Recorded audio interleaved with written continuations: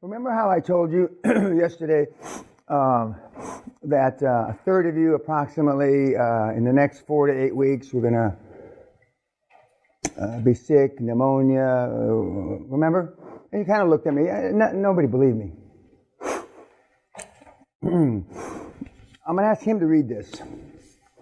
But this is what happens to you. I folded it over so the name's not showing. I just got this a few seconds ago, literally. I'll read the first sentence. A few hours after returning to D.C. from Orange County last night, I was rushed to the emergency room. And he can read the rest. This is what fucking happens. And this guy is twisted steel and panther piss. 6% body fat. An animal. And if you go balls to the wall, 120 hours a week, this is what the fuck happens to you. Please read it. I was rushed to the emergency room with a case of rhabdomyolysis, a condition where muscle protein breaks down and enters the bloodstream, damaging the kidneys and liver. The doctors tell me that this was likely caused by a combination of stress, exhaustion, and overexertion during my workouts. No surprise there. Although I was in the complete agony and could barely see straight, I had the wherewithal to bring my computer and work materials with me to the emergency room. After the worst of the pain subsided, I immediately got back to work while hooked up to machines with needles in both arms. I just finished the final due diligence call with the sellers and my lawyers from my hospital bed. I refused additional painkillers in order to keep my mind sharp during the call. Everyone, including the doctors, nurses, my lawyers, and the sellers, were all shocked that I wasn't slowing down despite being hospitalized with a potentially life-threatening condition. I simply told the doctors I would rather be dead than poor. To your quantum leap. This is the real fucking world. And this guy's tougher than anybody in this room. If you go balls to the wall. But you're not going to go balls to the wall.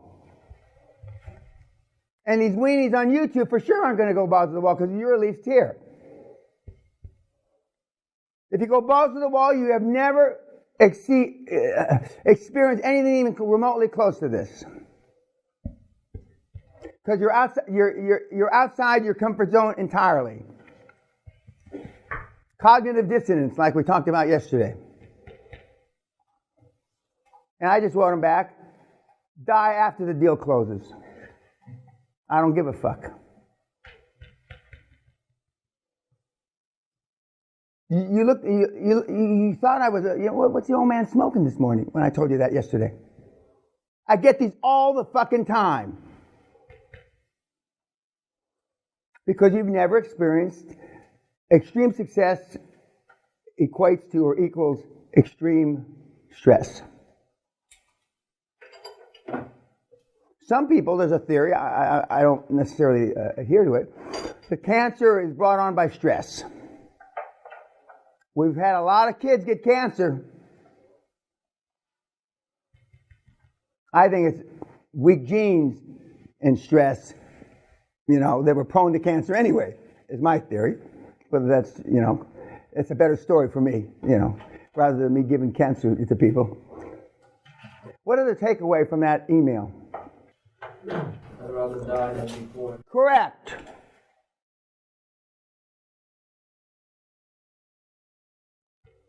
And his was an exceedingly, not the toughest deal we've had in the last couple of years, but maybe in the top 10%.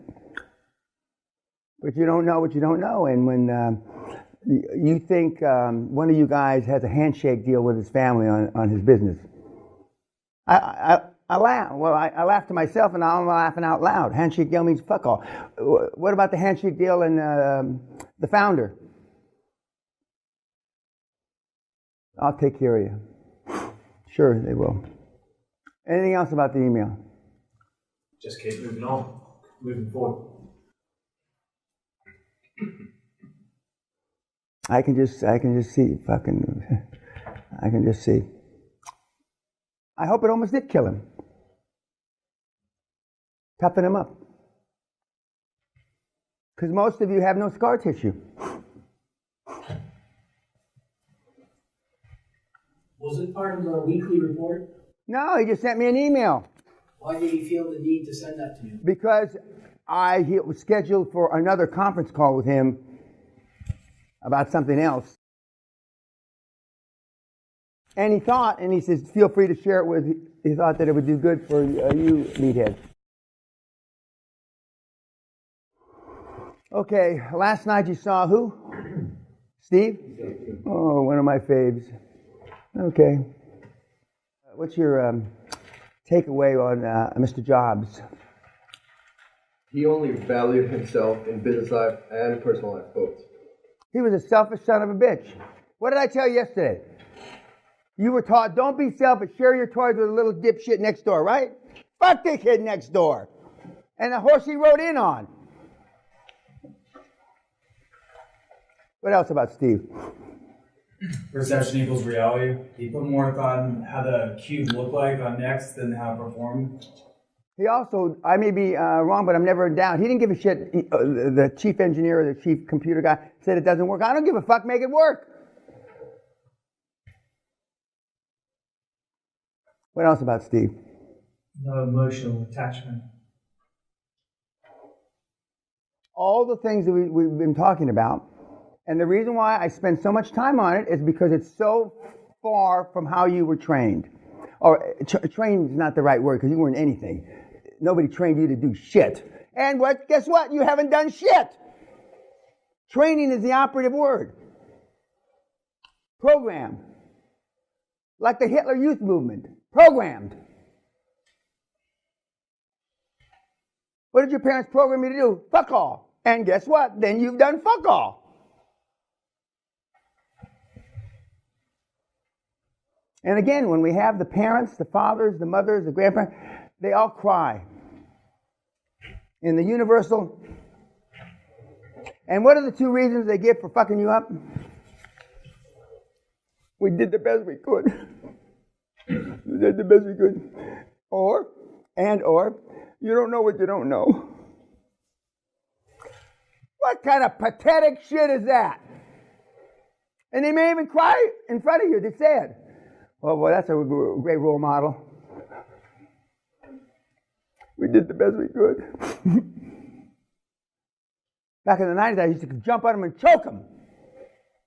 Does this look like the best? The father's sitting here. Does this look like the best you could? Look what she turned out to be. A fucking crack whore. But now I'm a kinder, gentler. Especially now that I'm in my mid-70s, I'm just, winding down in life. I can't even say that with a straight face. Anything else about Steve? He was obsessed. All these guys and gals on that wall are obsessed.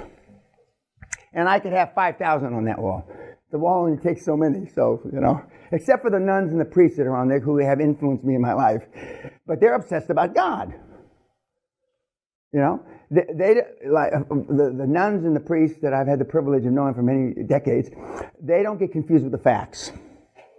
They're not interested in Darwin, evolution. They're not, forget Darwin, okay? I may be wrong, but, I'm never in doubt. Don't confuse me with the facts. And so, they think it was a divine intervention or however they think. Obsession, OCD is a good thing. Compulsive disorder. Most of the guys and gals that we're going to talk about the rest of the week have OCD or some form of thereof.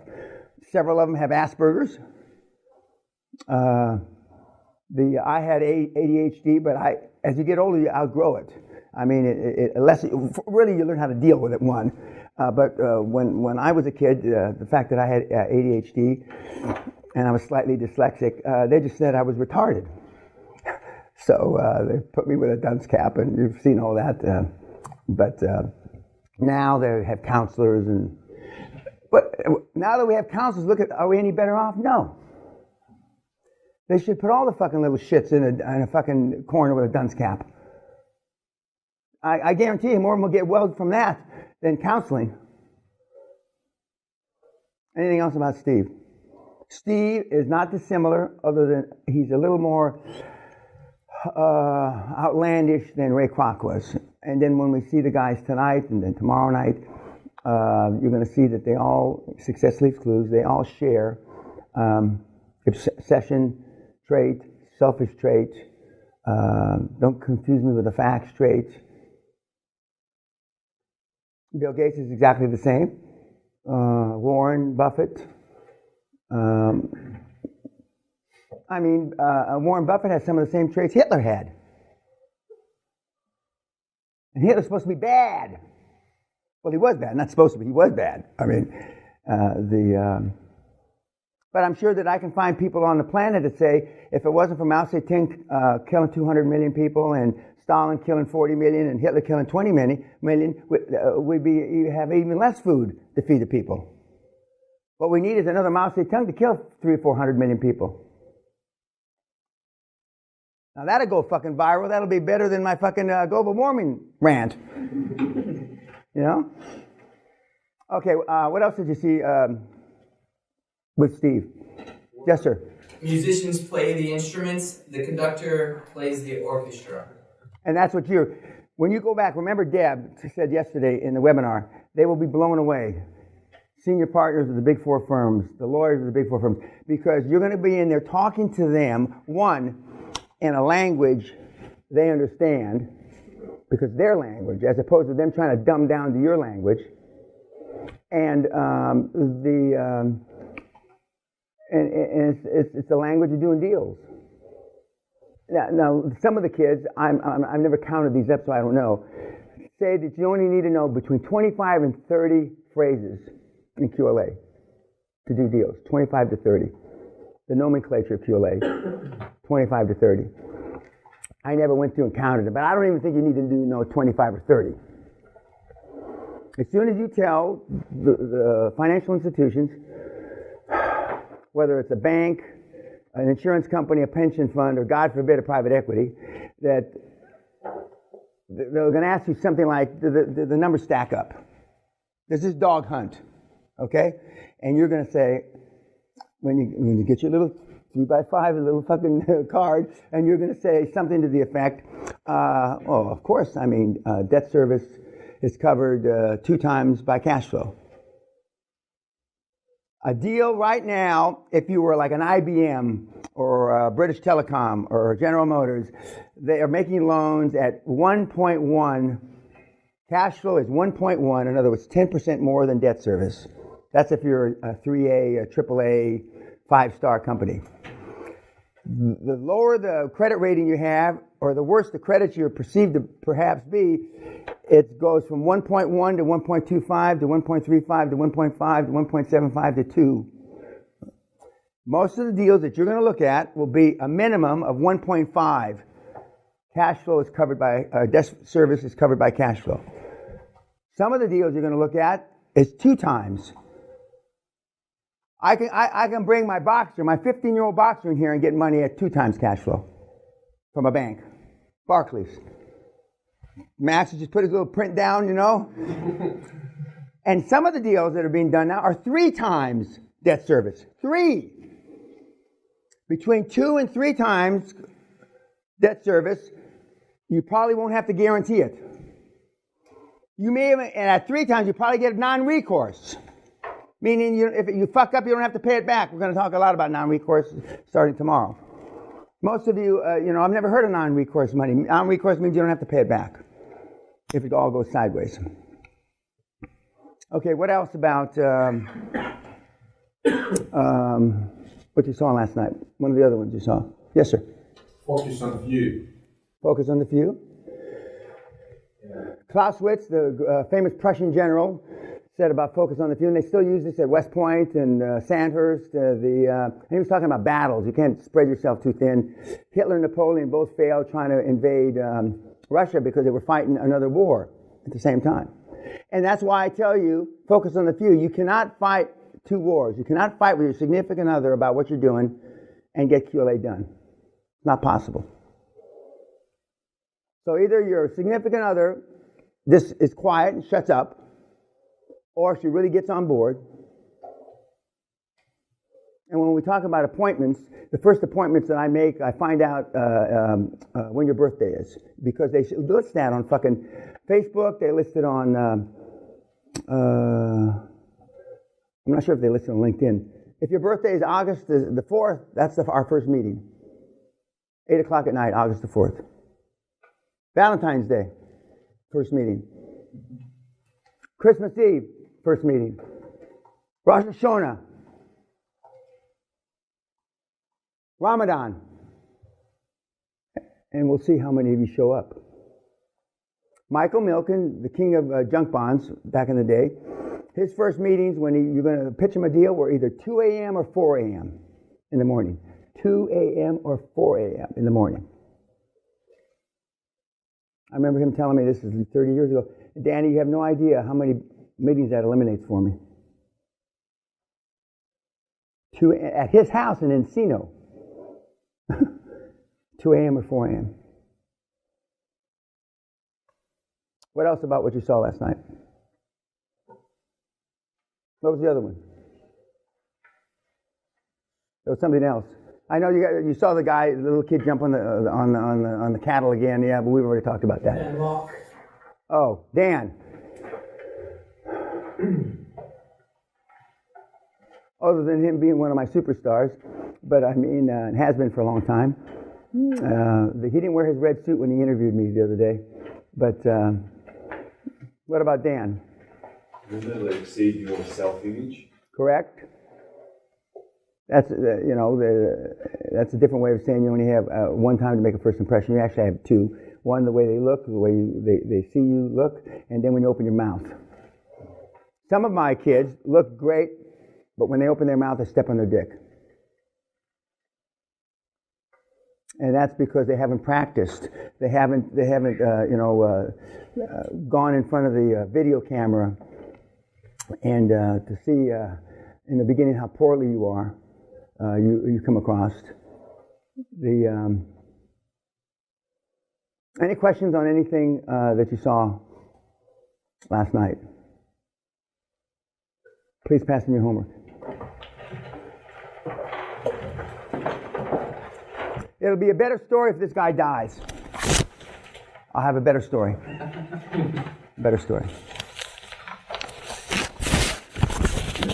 Because I'm certainly not emotionally tied to it, as you can, I think, see.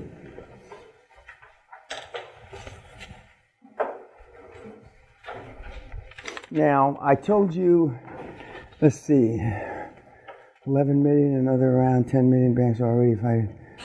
The guy from Australia, got approved, who just did the $6.6 million deal, and he's got now $11 million deal, and another deal, $10 million deal. Gave the seller equity, $14 million deal. Once you do, and his first deal wasn't particularly large, 6.6 million. But once you do a deal, your chemistry changes. One, you know you're not going to go broke. Two, even though everybody else did make QLA work, Josh Kim and everybody, and Dan Peña, but now you know you made it work.